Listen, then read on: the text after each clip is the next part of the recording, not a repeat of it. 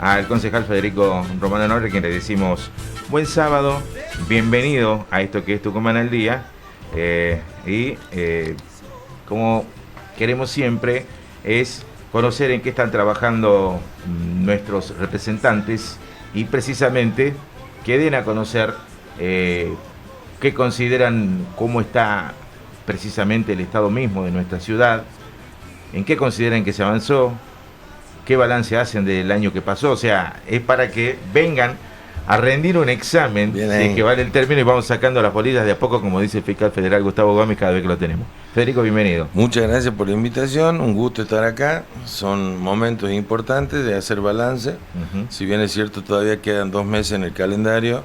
Hemos cumplido 1 año en la gestión municipal, tanto la intendenta como los concejales desde el momento de su asunción, y creo que siempre es saludable, como vos bien lo decías, poder rendir un poco, ¿no? Sí. Cuenta a la ciudadanía y explicarle y contarle qué es lo que estamos trabajando, cuáles son los temas que se abordan con prioridad, cuáles son los urgentes.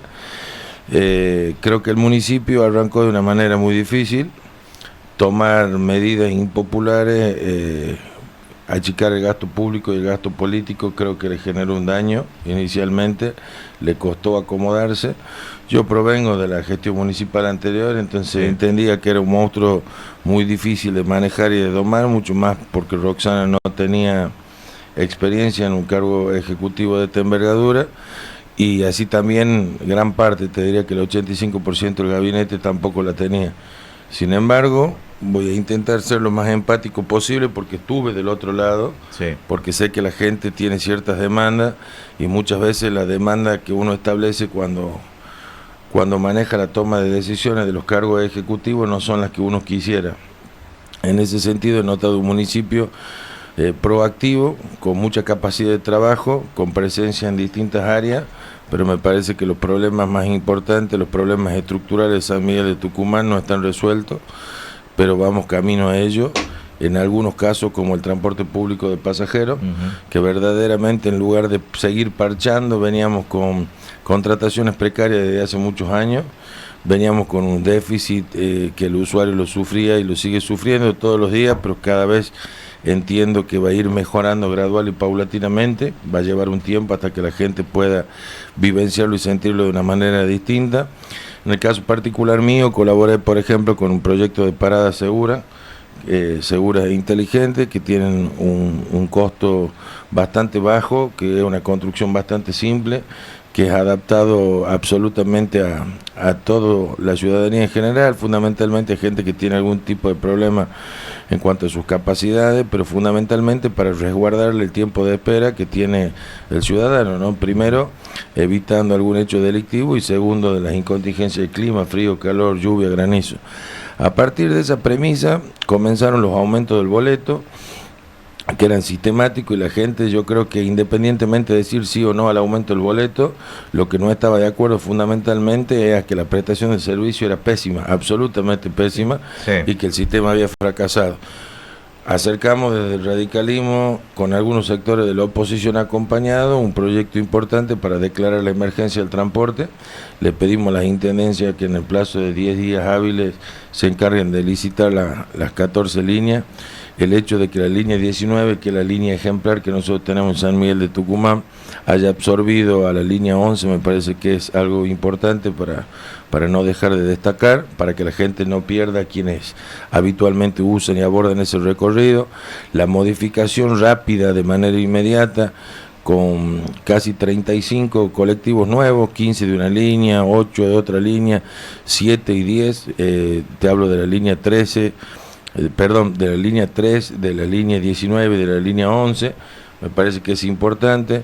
El compromiso del gobernador de la incorporación de nuevos 100 colectivos, cuando el 52% de todos los colectivos de la provincia de Tucumán recorren el eje de San Miguel de Tucumán, me parece que es importante, pues estaríamos hablando de que habría casi 52 colectivos en mejor estado de lo que están actualmente. Ahora, ¿en qué estado está el tema de la licitación?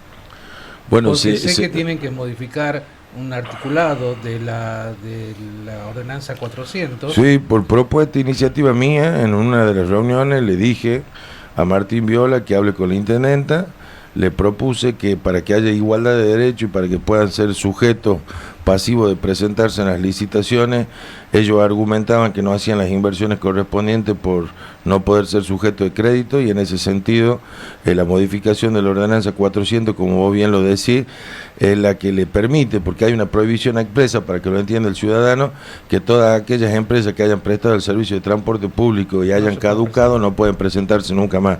Pero ahora, teniendo en cuenta la propia definición de los empresarios, estamos trabajando a pérdida, no tenemos ganancias, estamos en ruina.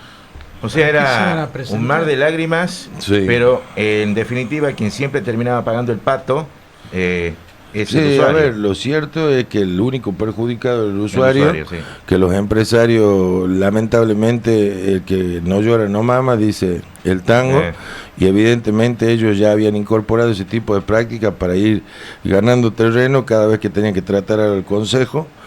Yo decía que había que cambiar el eje, propuse desde la primera sesión que me hice cargo en el Consejo Deliberante que haya un mecanismo de indexación automático y natural. Ningún otro impuesto, ni bien de consumo o servicio, es establecido por parte del cuerpo legislativo, ni la legislatura, ni la Cámara de Diputados, ni de Senadores. Son las empresas prestadoras de servicios o los entes reguladores. Y me parece que hay que sacarlo de esa posición al concejal, que tenga que arbitrariamente, porque, a ver, y esto para que lo entienda la ciudadana, y por qué yo, por ejemplo, he votado a favor de los aumentos. Porque el aumento tenía que ver con una cuestión de apriete entre UTA y AETAT, y convenios colectivos que eran verdaderamente exorbitantes. Hoy ojalá que todos los trabajadores ganaran 1.900.000 pesos.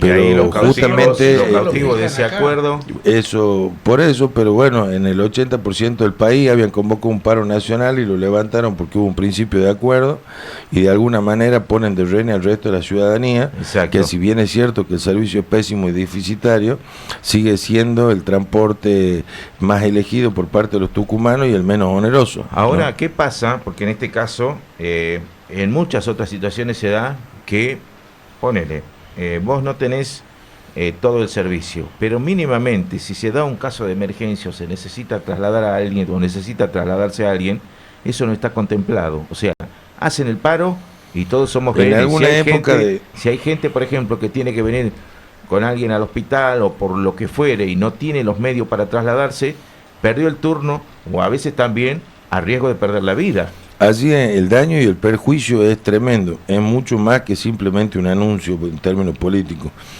En aquel momento, cuando hubo un paro de 17 días y otro de 29 días, en aquel momento se puso el municipio minibuses para que hagan un barrido del recorrido en la gestión de Alfaro en aquel momento. Me parece que ahora el compromiso de ellos era no solo no cesar, sino que hemos hecho un relevamiento y ahora con el uso de la tecnología podemos controlarlo mejor. Creo que todos somos buenos, pero controlados somos mejores. Sí. Entonces el hecho de que hoy circulen, como dice la ordenanza, 27 colectivos de cada una de las líneas ya es un pequeño avance. Que el tiempo de espera, en lugar de ser 45 minutos, vuelva a ser cercano a los 15, es otro avance. En ese punto, bueno, usuario de la línea 11, está faltando un minuto al ramal 11 de marzo para igualar a la empresa anterior. Ya. 40 minutos, 30 minutos están demorando el ramal 11 de marzo. Sacaron el ramal del ramal Villa Angelina, la circulación hacia San Ramón. La Bien. sacaron por decisión de la empresa. Sí, sí, sí. Ahora, el ramal 11 de marzo va desde 11 de marzo hasta San Ramón, que es la única línea que va, el único ramal que va. Entonces, el hacer ese recorrido, que no lo hace el ramal Villa Angelina, hace que el colectivo se demore más, porque tiene que levantar más pasajeros del ramal San Ramón. Lo que deberían hacer es tener mayor cantidad de unidades para poder cada menos tiempo mandar. Un tema que era el tema del control. Sí, sí, sí. Lamentablemente, acá para lo único que sirven los encargados de controlar es para hacer cola en el cajero automático y cobrar todos los meses, porque de ahí... Así es, vienen fallando los organismos de control, hay un comportamiento masificado al margen de la ley Creo que uno de los déficits del municipio, que no se ponen los pantalones largos en ese sentido, porque ellos tienen el poder de observancia y el poder de policía, justamente Sí. son los que deben sancionar, y hasta acá mucho se conversó, pero no hubo ninguna sanción efectiva, no hubo la quita de ninguna de las concesiones, ni ninguna penalidad, tanto administrativa como económica. No. Recién ahora, con la implementación del avance tecnológico, con el tema de los controles y los monitoreos satelitales, así como en el área ambiental se creó la sala de monitoreo ambiental, así como nosotros ahora estamos controlando la cantidad de cuadras que son barridas, el servicio de recolección, me parece que de la misma manera tenemos que controlarlo de manera tajante a cada una de las líneas, porque si no va en detrimento del usuario, que pierde lo más valioso que tenemos, que es nuestro tiempo. Pero sí, en algunas áreas se viene trabajando, por ejemplo, para terminarlo al concepto, ya se vienen colocando 75 paradas nuevas de colectivo. Ya me está diciendo Ahora vamos un oyente, Sí, Mariela Zaire. Zaire dice, excelente, Es la parada parada inteligente, segura. pero ¿para cuándo fuera de las cuatro avenidas? Bueno, Gracias, concejal, dicen también. ahora arrancan con macro centro, avenidas principales, y vamos a hacer la inauguración de las paradas seguras por una cuestión de tecnología y fibra óptica en los corredores universitarios seguros, que son en distintos horarios de ingreso y egreso de clase, de gente de distintos segmentos etarios que asisten, digamos, a las distintas universidades de San Miguel de Tucumán, donde hay de manera reiterada hechos de vandalismo, hechos de Sí, delictivo. especialmente lo que era zona del parque, lo que era la Avenida Independencia y la Avenida Roca también. Así es, efectivamente. Sería el así otro que, anillo. Así que nosotros vamos a arrancar, sí, con la zona de la Quinta Agronómica, la zona del Parque 9 de Julio, y después vamos a ir desconcentrando en distintos puntos de la ciudad. Y se vienen avanzando dentro de lo que es el plan de pavimentación que tiene el municipio, y con la recuperación de la planta asfáltica, teniendo la factibilidad, la posibilidad de hacerlo de manera más rápida, eficiente y más barato. Yo le digo, ustedes no se dejen estar, porque ahora viene el régimen de lluvia y después son muchos días los que no podés trabajarlo. Entonces, verdaderamente ganarle al bacheo en Tucumán es algo muy difícil. Hay muy poco pavimento en buen estado. Hubo mucho robo a través de las distintas gestiones en materia de obra pública, y eso vos lo ves en la calidad del pavimento, cuando a los 6 meses, cuando deberían pasar 25 años para que vos tengas que hacer una reparación. Así que hay problemas de fondo que faltan un montón, el tema del transporte y del tránsito, pero son cosas que no hay que mentirle a la sociedad, no están resueltas en los lugares más importantes del mundo en cuanto a capitales que son transitadas y que tienen presupuesto y que trabajan con turismo y en materia de infraestructura. Ni en Shanghái, ni en Londres, ni en París, ni en Madrid, ni en Nueva York Concejal, está solucionado eso. Entonces, le quiero sí, preguntar. hay pequeñas mejoras, te termino el concepto, a través de, por ejemplo, los carriles exclusivos, y comenzar a generar conciencia y capacitación para que la gente respete que el derecho de uno termina donde inicia el derecho de otro, la entrada y la salida de los colegios, el horario de carga y de descarga, sobre todo en las zonas comerciales. Sí, bueno, quería preguntarte sobre muertes perinatales y el hecho de que haya sido declarado de interés municipal por el Consejo Deliberante, pero habló precisamente de los carriles exclusivos para colectivos. Ya comenzó a deteriorarse el pavimento de la alta. Hay lugares, por ejemplo, donde solamente el tránsito es de 2 carriles y por ahí se complica de sobremanera. Le digo concretamente lo que es la calle Entre Ríos y el Monte Agudo. Entonces es imposible, bueno, ustedes lo deben sufrir también, porque está en el Consejo Deliberante. Allí la exclusividad termina en varios horarios durante el día, siendo una complicación.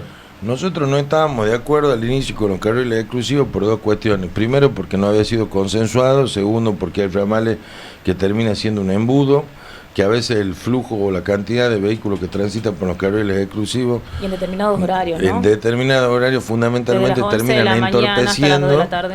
Y claro, antes uno acostumbra que después de las 2 de la tarde el tránsito esté tranquilo, y hoy son las 3:30 y sigue colapsado, ¿no? Totalmente. Entonces verdaderamente hay que tener en cuenta de que este tipo de experiencias, si no ha sido planificada de la manera adecuada o no ha generado los consensos necesarios, creo que el municipio tiene que estar abierto a nuevas iniciativas. Una de ellas, por ejemplo, es llevar justamente quienes hoy están recorriendo esta arteria de Entre Ríos y de Monte Agudo, llevarla directamente por San Peña, Avenida Avellaneda, para poder ayudar a descomprimir, ¿no?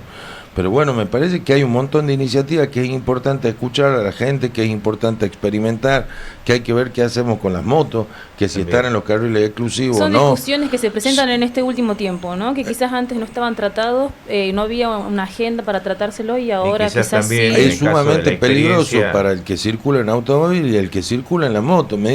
Yo he visto discusiones de distintos tipos. Y los que circulan en bici. Y te genera mucho dolor. Y bueno, y sí genera un esquema de ciclovías alternativas, pero justamente por las arterias poco transitadas o no transitadas. Te doy un ejemplo.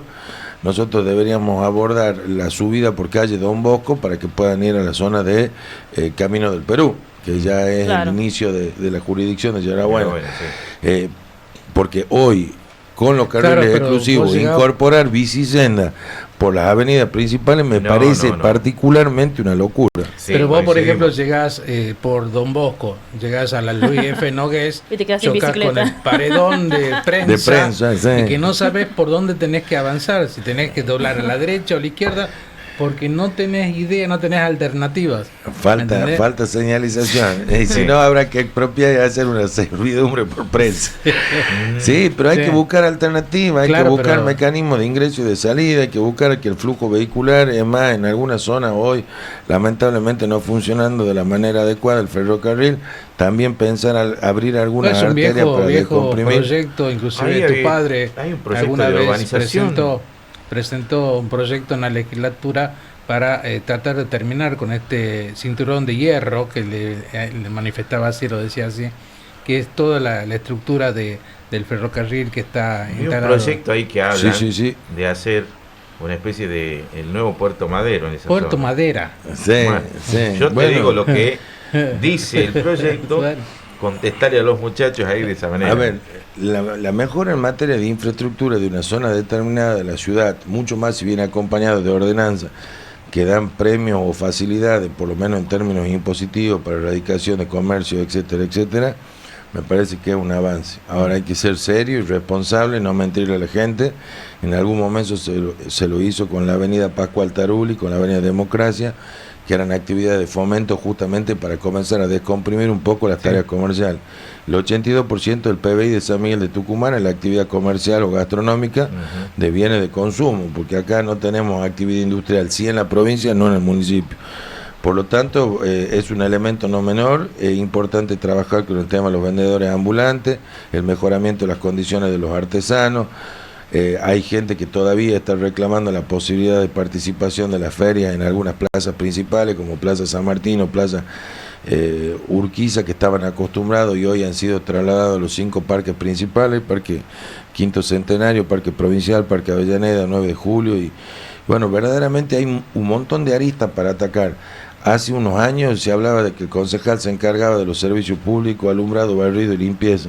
Y hoy hay un abordaje integral, inclusive esta materia de seguridad, que siempre se hablaba, hasta lo que no eran abogados, que no era competencia del municipio. Hoy la tarea de colaboración preventiva, disuasiva, de coayudar, me parece que es una herramienta fundamental, con la presencia de la patrulla de protección ciudadana.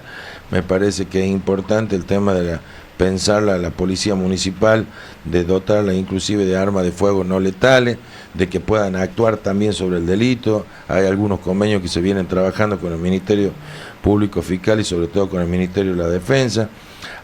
Volviendo al tema de lo perinatal, para que después no diga el oyente que ha zafado, el sentido orgullo y satisfacción de que haya podido declararse, digamos, de interés.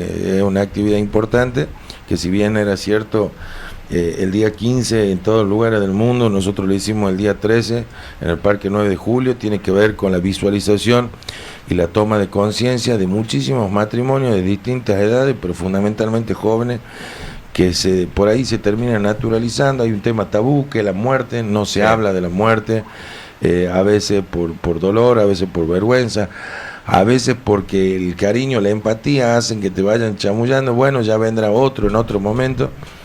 Y todo el proceso de gestación, para quien somos católicos, comienza desde el momento de la concepción. Y para la legislación argentina, no solo el niño nacido vivo, que por alguna dificultad termina falleciendo, sino que en algún momento, desde el 3.er al 9.º mes, tiene una interrupción por pérdida o por algún tipo de anomalía, puede ser biológica o a través de medicación, tratamiento, etcétera, lleva un proceso de raspaje, de extracción, la inhumación de los restos, verdaderamente por ahí la gente conoce o no conoce, o lo conoce recién cuando le sucede, que tiene la obligación y la responsabilidad del registro civil, de que tenga nombre, forma parte integrante de ciertos derechos y obligaciones el día de mañana, porque verdaderamente la legislación lo considera. Entonces, esa visualización a nivel mundial se comenzó a experimentar con que vaya rotando a lo largo de 1 hora en cada punto del universo, del planeta, prendiendo velitas, que significan la llama viva de cada uno de sus corazones, y sobre todo para que el Estado comience a tener políticas públicas de abordaje psicológico y psiquiátrico de acompañamiento al padre y a la madre.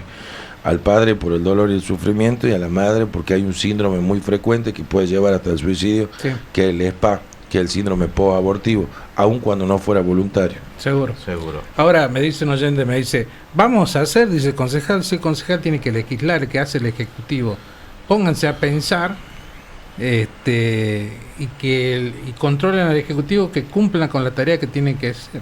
Sí, venimos siendo exigentes. A ver, el primer año fue un año más de gracia, donde uno teniendo que entender que son gestiones nuevas, vos podés ser desestabilizador, sí, podés entorpecer poniendo palo en la rueda, y creo que la expresión de la llegada de Milei demostró que hay un hartazgo con la clase política en general y con el político en particular.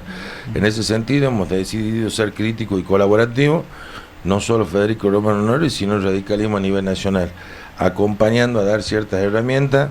Creo que en todos los pronósticos Milei no duraba 4 meses, después 6, después 1 año, y creo que Milei no corre absolutamente ningún riesgo, porque hay partidos como el radicalismo que asegura institucionalidad. Lo que no implica votarle todo a favor, lo que no implica firmarle un cheque en blanco, lo que implica buscar consensuar, como fuera la ley ómnibus, la ley base, en un paquete de 687 leyes que salgan 285, habla a las claras sobre todo de la experiencia parlamentaria del bloque como es la Unión Cívica Radical. ¿Cómo está la Unión Cívica Radical en Tucumán? ¿Cómo está? ¿La casa está en orden? No está en orden. Sánchez dijo en una entrevista hace muy poco que ya caducó, digamos, su mandato. Él caducó en el mandato. ¿Cómo y está? Creo que lamentablemente también caducó en sus proyecciones de crecimiento político, radicales, que había generado mucha esperanza, mucha ilusión, que entendíamos que era el hombre que tenía que llevar adelante este proceso, que era competitivo, que había hecho una buena gestión en Concepción. Y sin embargo, lamentablemente, bueno, quedamos en el camino. No sé si qué pasó. Eso te iba a preguntar. ¿Qué consideran ustedes que pasó puntualmente como él? Que ustedes lo consideran un líder y después en el proceso fue... Mira, esa percepción fue cayendo. Nosotros tenemos un partido horizontal, distinto al peronismo, que es vertical, donde es más fácil el encolumnamiento. Totalmente. Acá hicimos todo un esfuerzo entendiendo que era el hombre con mejor imagen, y que además es una buena persona, y que además es trabajador. Pero así como digo los pros, los contras, a mí me gusta el político que tiene brío, que tiene personalidad, que dice, que habla, que pone lo que tiene que poner, un hombre de la política. Esto es una visión personal. No te gusta lo ahí, y de calle, claro, ¿no? Porque quizás se quedaron solamente en el concepto de vos podés ser concepción. dialoguista, podés ser un hombre de consenso, pero un hombre de convicciones claras, profundas, pero sostenidas con firmeza. Entonces, por ejemplo, él sí acompañó la ley ómnibus, la ley base, no acompañó los vetos, pero después cuando se desmembró, que se fue con Campero y no se quedó con el otro sector del bloque. Hubiese quedado entonces con Lucho Argañarás en la intervención, si es por eso. Bueno, yo lo valoro mucho a Lucho, lo valoraba en su momento a Tito Herrera, lo valoré a Jorge Flores, valoro el radical auténtico, como valoro y respeto a todos los seres humanos que sean coherentes. Uh-huh. Si vos nacés y morís siendo socialista, si nacés y morís siendo demócrata cristiano y peronista, y yo te voy a respetar porque vos tenés una convicción, y de eso se trata. Lo que nos puede enriquecer es buscar puntos de contacto, si no estaríamos en el mismo partido. Ya que lo nombraste, ¿qué opinión tenés sobre Mariano Campero? Bueno, primero estamos viviendo un momento de turbulencia en el radicalismo que me preocupa, pero que verdaderamente no tengo ninguna duda que vamos a salir adelante. Creo que es cuestión de tiempo, de responsabilidad, de tomar buenas decisiones, de que el radicalismo el año que viene primero se normalice y se regularice. Mariano Campero no es radical, no debe seguir en el radicalismo y debió ser expulsado. No tuvo autoridad moral Martín Lustó para poder llevar adelante las expulsiones, porque justamente 2 meses antes, él, para diferenciarse de su propio bloque y siendo presidente del partido, fue uno de los 3 radicales que no acompañó la ley base, y eso no le permitió después poder sancionarlo. ¿Van a seguir sosteniendo que el partido tiene que ser horizontal o ya debería empezar a tener una El idea partido más es el partido vertical? de la democracia. El partido, me parece bien la horizontalidad. Me parece que a veces hay una confusión en la gente cuando dice hay 2 radicales y hay interna, y tienen razón, pero no hay que tenerle miedo a la interna. Y sin ánimo de ser vulgar, lamentablemente los últimos 25 años del radicalismo hubo más puterío que interna, porque la interna es un ordenador, forma parte del sistema de orden de preferencia que lo elige el ciudadano a través de su voto popular, pero que nos ordena a nosotros dentro del partido. Claro, como el parte... problema ha sido que hay algunos que buscan atajo. Mariano Campero estaba llamado a ser el nuevo líder de la oposición después de que Roberto Sánchez pierde por 22 puntos con Osvaldo Jaldo. Los atajos. Ahora, la convicción, digamos. Mariano Campero no tenía el consenso dentro del partido que sí tuvo Roberto Sánchez. Roberto, cuando necesitó ser presidente del partido, se lo acompañó. Necesitó ser diputado de la Nación, se lo acompañó. Necesitó ser candidato a gobernador y el partido lo acompañó. Ahora, Mariano Campero pensaba que de la misma manera caprichosa y antojadiza que manejó Yerba Buena, porque no tenía otro sector interno del radicalismo ahí, iba a manejar al partido. Y tuvo problemas con Cano, con Siberia de Pérez, con Roberto Norri, con Mendía, con Aviñones, con Totorá. Entonces, si vos no conducís tu propio partido, que le diga la verdad a la gente. Primero, no participo de la interna porque voy a perder, porque en una interna gana el que más amigos tiene y el que más afiliados tiene. Y ellos no han podido ganar ni Villa Carmela ni San Pablo, o sea que no han salido del ejido de lo que es Yerba Buena. Independientemente del efecto, porque él dice que tiene yunque como José Cano, pero es cierto que nunca existió, y googleenlo, un nivel de corte como que tuvo Mariano Campero. Cano, candidato a gobernador, el que le permitió a Mariano Campero llegar por primera vez. Y además tiene la suerte hasta de ser financiado. Y después son desagradecidos. Entonces, que se pierda 1000 gobiernos y que se salven los principios. Ojalá nos vaya bien, y vamos a hacer todo para que nos vaya bien y para hacer una alternativa. Pero somos el partido más antiguo de la América Latina, y a mí no me aflige la posibilidad de extinción. Sí me genera dolor seguir prolongando en el tiempo, pero sé que en algún momento, como pasó absolutamente siempre en los momentos de crisis institucional del país, el ciudadano comienza a mirar para el costado y ver en el radicalismo una alternativa. Creo que van a surgir nuevos liderazgos, uno de ellos tiene que ser dentro de los 5 gobernadores que hoy tenemos, que vaya tomando visibilidad a nivel nacional. Creo que Puyaro va sacando un poquito de diferencia por su pelea y la confrontación con las mafias en un distrito tan importante como Santa Fe. Creo que el radicalismo no se tiene que prestar a estos juegos. A ver, Milei no es onzo, comunica muy bien, tiene muchos elementos positivos de análisis en este primer año de gestión, el amesetamiento del dólar, la baja de la inflación. Ahora, es un gobierno que no tiene sensibilidad, es un gobierno que tiene que darse cuenta que la gente no llega a fin de mes, que la está pasando mal, que no se reactivó la matriz productiva, que no han mejorado absolutamente nunca una iniciativa o políticas públicas que tiendan a la inserción en el mercado laboral, gente que tiene el secundario, terciario y universidad, que no hay reactivación y recomposición del salario, que no hay recomposición del empleo en el sector privado. Entonces, esos son los grandes déficits. Y ellos, así como Cristina armó en su momento la grieta, hoy Milei está armando el juego de antinomia.